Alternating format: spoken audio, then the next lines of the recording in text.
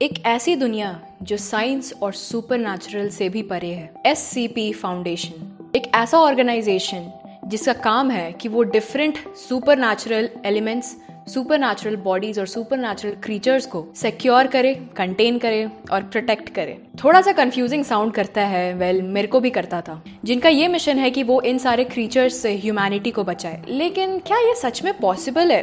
क्या ऐसे creatures exist भी करते हैं? Hello everyone, welcome to a new video.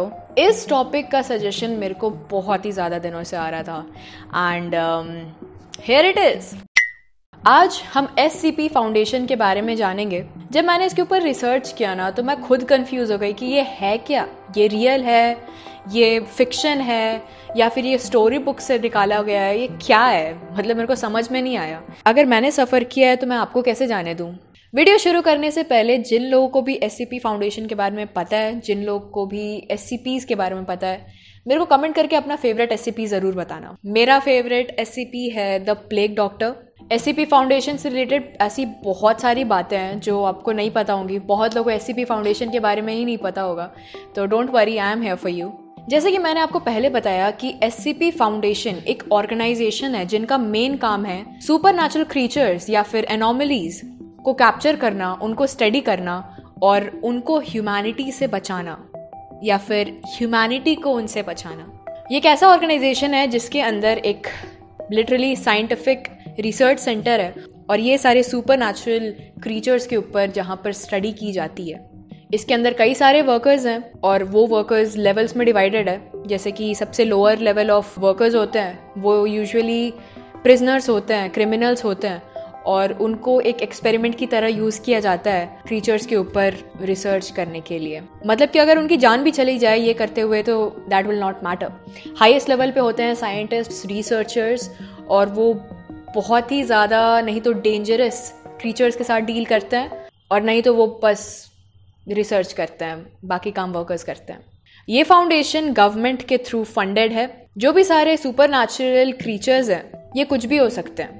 ये कोई सामान हो सकता है जैसे कि इलेक्ट्रिक टोस्टर, ये कोई इंसान हो सकता है, कोई जानवर हो सकता है, या फिर कोई सच में सुपरनैचुरल क्रीचर जो अनएक्सप्लेन्ड है वो हो सकता है। SCP फाउंडेशन से रिलेटेड जितने भी इंफॉर्मेशंस है वो नॉर्मल ह्यूमन बीइंग से छुपा करके रखे जाते हैं, उनको नहीं बताया जाता। ये बहुत ही ज़्यादा सीक्रेट चीज़ है और ये रिवील नहीं की जाती है। हालांकि ये सीक्रेटली गवर्नमेंट के द्वारा फंड किया जाता है। इस ऑर्गेनाइजेशन के अंदर एक सर्टेन ऑफिसर्स का ग्रुप होता है जिनको MTF कहा जाता है, मोबाइल टास्क फोर्स, जिनका काम होता है कि जब भी वो एक नए क्रीचर को डिस्कवर करते हैं तो उसको सेफली इस ऑर्गेनाइजेशन के अंदर लाते हैं, एक नॉर्मल इंसान से छुपा करके।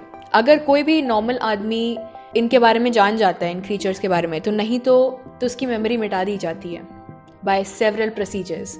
इन क्रीचर्स को पकड़ करके पहले तो ह्यूमन टेस्टिंग की जाती है, मतलब ह्यूमंस को छोड़ा जाता है और देखा जाता है कि क्या होता है। मतलब कि हायर ऑफिशियल्स जो होते हैं वो लिटरली D क्लास के जो वर्कर्स होते हैं उनको इनके सामने छोड़ते हैं, इन क्रीचर्स के सामने छोड़ते हैं। They just enjoy, they just watch कि वो क्रीचर इनके साथ क्या कर रहा है। इन क्रीचर्स को अलग अलग एनवायरनमेंट में कंटेन करके रखा जाता है क्योंकि ये जो सारे क्रीचर्स होते हैं, हर एक क्रीचर का एक डिफरेंट पावर होता है, वीकनेस होता है। सारे SCPs एक दूसरे से अलग होते हैं, उनको स्टडी करने का तरीका, उनके साथ रिलेशंस बनाने का तरीका काफी ज्यादा अलग होता है। कुछ क्रीचर्स काफी ज्यादा खतरनाक होते हैं और बहुत कम ऐसे क्रीचर्स होते हैं जो बहुत ज्यादा फ्रेंडली होते हैं। अभी तक ऑन रिकॉर्ड 7,000 से ज्यादा SCPs पाए गए हैं और उनको डॉक्यूमेंट किया गया है। अभी भी ऐसे हजारों, लाखों, करोड़ों SCPs हैं जो अनएक्सप्लोर्ड है, अनडिस्कवर्ड है। अगर आप लोग अभी भी कंफ्यूज्ड हो कि SCP एक्चुअली है क्या, ये मैं क्या बातें बोल रही हूँ, क्या ये सच है? हाँ, ये सच है। SCP एग्जिस्ट करते हैं, लेकिन फिक्शन में। ये जो भी मैंने आपको ये सारी जो बातें बताई ये रियल नहीं है।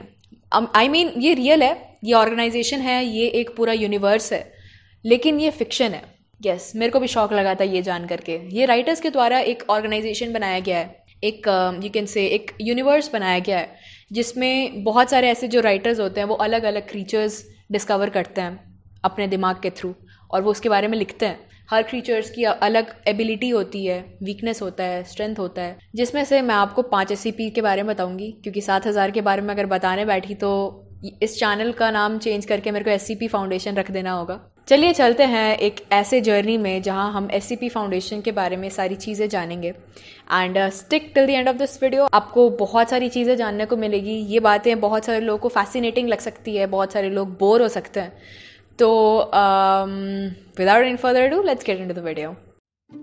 सबसे पहले आता है हमारा SCP-049।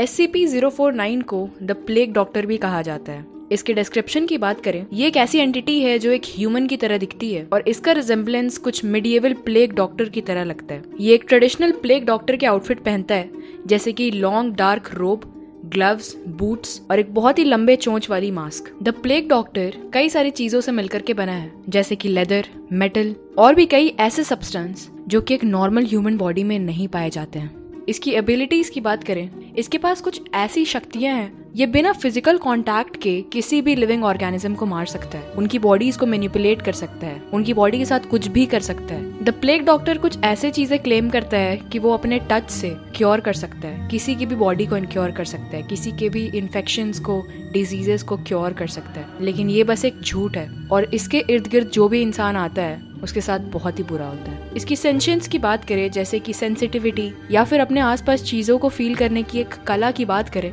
ये लोगों से रिटन मैसेजेस के थ्रू कम्युनिकेट करता है। ये काफी ज्यादा इंटेलिजेंट है मेडिकल वाइज, लेकिन ये अगर किसी भी लिविंग ऑर्गेनिज्म की बॉडी में सर्जरी परफॉर्म करता है तो वो क्योर से ज्यादा डेडली होती है। कंटेनमेंट की बात करें, इसे एक ऐसे चेम्बर में कंटेन करके रखा हुआ है जहाँ पर जाने से पहले किसी भी इंसान को अच्छे से अपने आप को कवर करने की जरूरत है और ये इंश्योर करना पड़ता है कि किसी भी तरीके से इस प्लेग डॉक्टर से उनका कोई भी तरीके का कांटेक्ट ना हो। इसके ऊपर सिर्फ लेवल 3 वाले वर्कर्स ही रिसर्च कर सकते हैं। अगला है SCP-106 द ओल्ड मैन।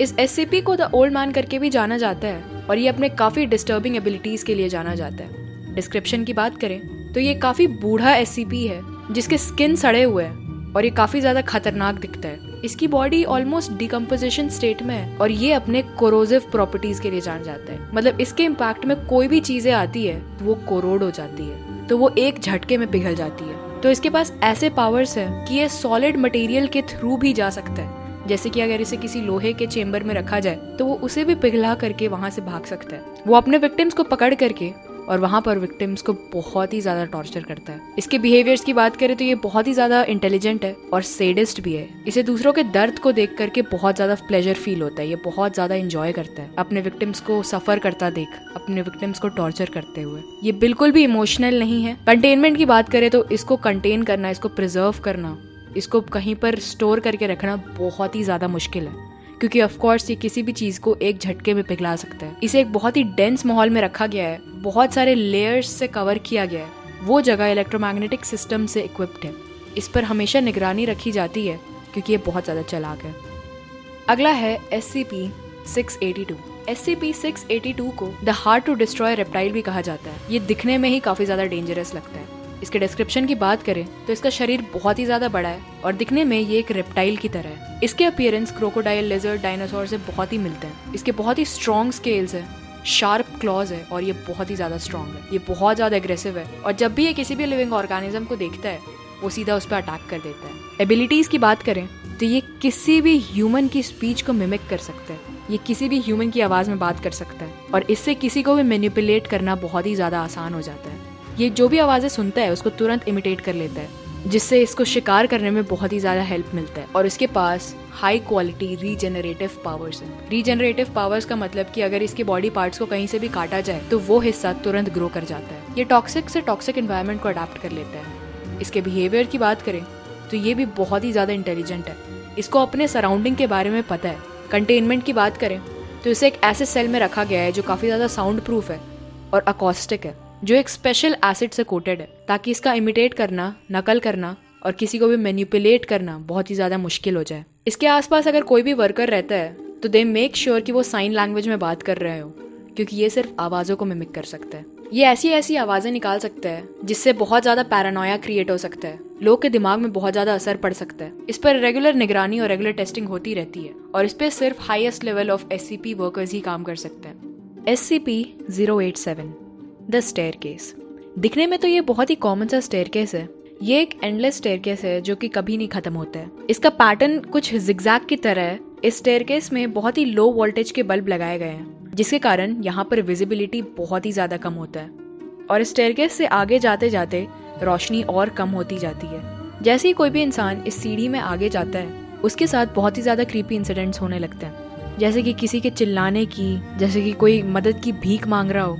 अब इस सीढ़ी से अजीब आवाज़ें आने के पीछे का कारण अभी तक साफ नहीं हुआ है। डरावनी आवाज़ों के साथ साथ इस अंधेरे में कभी कभी बहुत ही ज़्यादा डरावने चेहरे भी दिखते हैं और ये तब तक उस इंसान को कुछ नहीं करते जब तक वो इंसान इसके पास नहीं जाता।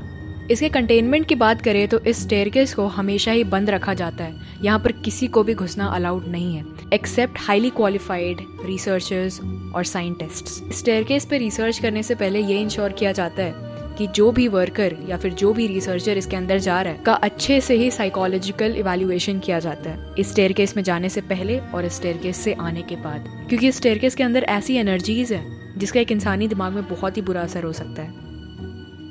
SCP-3333 या फिर द टावर, जैसे कि नाम सुन के ही आपने समझ लिया होगा। टावर जो कि एक टावर है जिसमें बहुत सारे कॉरिडोर्स और रूम है जो आपस में इंटरकनेक्टेड है।